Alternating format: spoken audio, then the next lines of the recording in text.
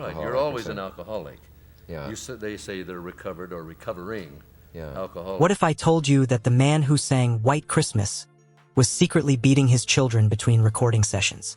Or that Hollywood's most beloved swashbuckling hero was actually a predator hiding behind a tuxedo? And here's the most disturbing question. What made Dick Van Dyke, one of America's most wholesome entertainers, call these 6 legendary actors the most evil men in Hollywood history? For over 70 years, Dick Van Dyke has been a symbol of infectious charm and wholesome entertainment in American cinema. His genuine integrity and beloved public image make his private assessments of Hollywood's dark side all the more shocking. According to a former studio assistant, Van Dyke saw these legends as they truly were, not the carefully crafted public images, but the real people behind closed doors. And some of what he witnessed deeply disturbed him. What makes these revelations so compelling is how they expose the gap between beloved public personas and disturbing private realities. A cultural historian noted that Hollywood excels at image management. But what's remarkable about Van Dyke's perspective is that as someone who maintained genuine integrity throughout his career, he could recognize when the gap between image and reality wasn't just showbiz marketing, but something more sinister, a cover for genuinely destructive behavior. The charming leading men, beloved comedians, and father figures America invited into their homes often concealed personalities marked by violence, cruelty, and abuse of power. These weren't simply celebrities with temper tantrums, but performers whose actions left lasting damage on those unfortunate enough to enter their orbit. In the following sections, we'll examine 6 legendary actors whom Van Dyke reportedly identified as particularly troubling, not just difficult personalities or demanding artists, but men whose behavior crossed lines that shocked even their peers. When Jerry Lewis bounded across movie screens in the 1950s and 1960s, audiences witnessed a comedian of extraordinary physical gifts and childlike exuberance. His rubber-faced expressions and manic energy created a comic persona that seemed the embodiment of pure, uninhibited joy. This carefully crafted image made him a genuine cultural phenomenon whose appeal transcended national boundaries. Behind this joyful facade, however, lurked a man known for extraordinary cruelty, particularly toward those with less power than himself. A film historian explained that Lewis created a comic character that appeared to be the opposite of calculation, but the reality behind the scenes couldn't have been more different. Every gesture was meticulously planned, and Lewis demanded the same obsessive precision from everyone around him. According to those who worked with him, Lewis maintained control through humiliation, verbal abuse, and explosive rage. Crew members, particularly women, often bore the brunt of his perfectionism, with Lewis berating them publicly for even minor perceived failures. An entertainment historian revealed that Dick Van Dyke encountered Lewis several times throughout his career and was reportedly stunned by the disconnect between his public and private personas. Van Dyke once reportedly remarked to a colleague, "Jerry hated being questioned, that made him dangerous." It captured something essential about Lewis: his inability to tolerate any challenge to his absolute authority. This intolerance extended beyond creative decisions to his treatment of those he perceived as beneath him.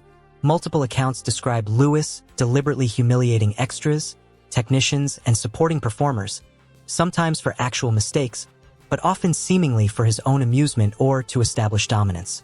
A cultural analyst observed that Lewis had a particular reputation for his treatment of women. Female performers described a pattern of belittling comments, unwanted advances disguised as jokes, and an atmosphere where women were either sexual objects or targets for humiliation. For someone like Van Dyke, who prided himself on treating women with respect, this aspect of Lewis's behavior would have been particularly disturbing.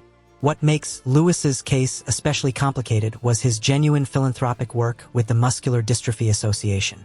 This duality, the cruel taskmaster behind the scenes and the tearful advocate for children on camera, created a moral complexity that Van Dyke reportedly found deeply troubling. As the historian concluded, he made the world laugh while breaking people behind the camera. What separated Lewis from simply being a tough director was the seemingly gratuitous nature of his cruelty.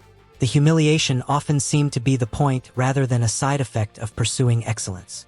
When Errol Flynn swashbuckled across theater screens in classics like Captain Blood and The Adventures of Robin Hood, he embodied a particular kind of dashing heroism that captivated audiences worldwide.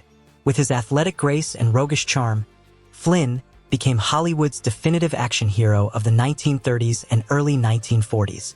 Behind the heroic image, however, was a man whose real-life behavior was disturbing, even by Hollywood's permissive standards. A film historian explained that Flynn's screen persona was intoxicating precisely because it suggested danger contained within acceptable boundaries. His characters operated outside the law, but always in service of a higher moral purpose. The horror of Flynn's real life was that it inverted this formula. Beneath the veneer of sophisticated charm lay genuine darkness unrestrained by moral boundaries. This darkness manifested most disturbingly in Flynn's treatment of women. Throughout his career, he faced multiple allegations of sexual assault, including 2 high-profile statutory rape trials in 1943.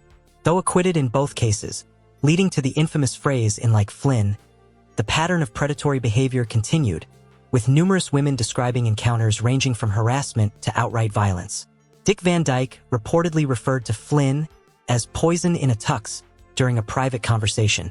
According to an entertainment historian, it was particularly apt. Flynn's charming exterior made him more, not less, dangerous. His public persona provided the perfect cover for behavior that would have shocked his adoring fans.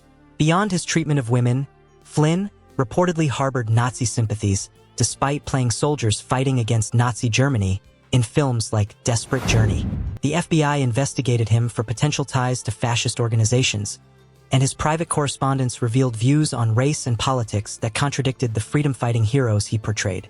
A cultural analyst observed, "What made Flynn particularly disturbing to peers like Van Dyke was how thoroughly his public and private personas contradicted each other." Flynn essentially weaponized his charm and heroic image to enable predatory conduct that many in Hollywood were aware of, but few challenged given his box office power.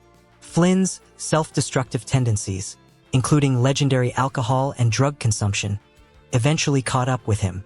By his death at just 50 in 1959, the dashing hero of the silver screen had been largely replaced by a dissipated shell. But the damage he inflicted on others remained his most disturbing legacy. For millions of Americans, Bing Crosby's voice was the sound of Christmas. His gentle rendition of White Christmas evoked warm family gatherings and nostalgic holiday cheer.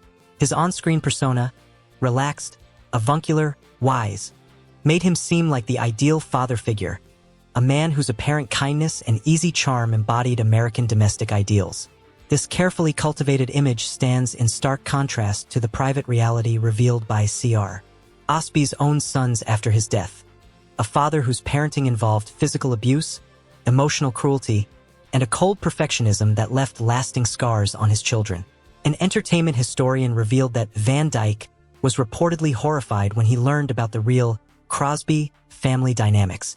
Like millions of Americans, he had bought into the image of Crosby as the quintessential good-natured dad.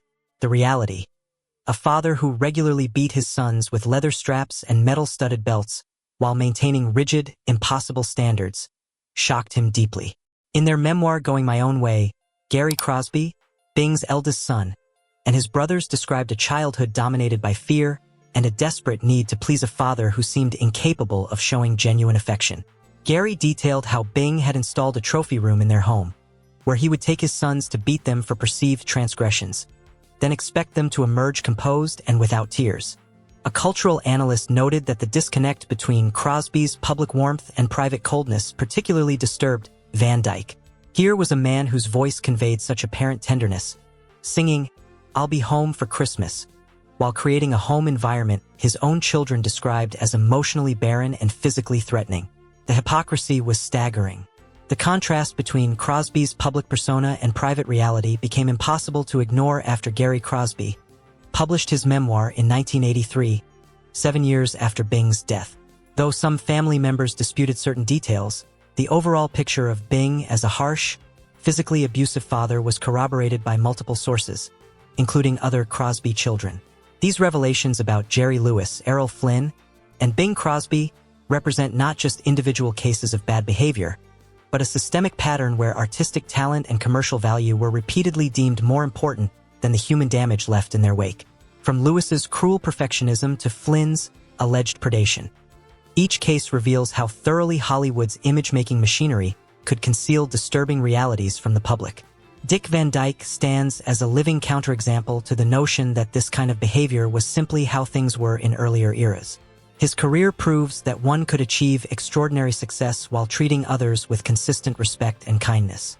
That this approach made him the exception rather than the rule in Hollywood speaks to a moral failure that extended far beyond any individual actor, revealing an industry built on image-making that too often valued illusion over fundamental humanity.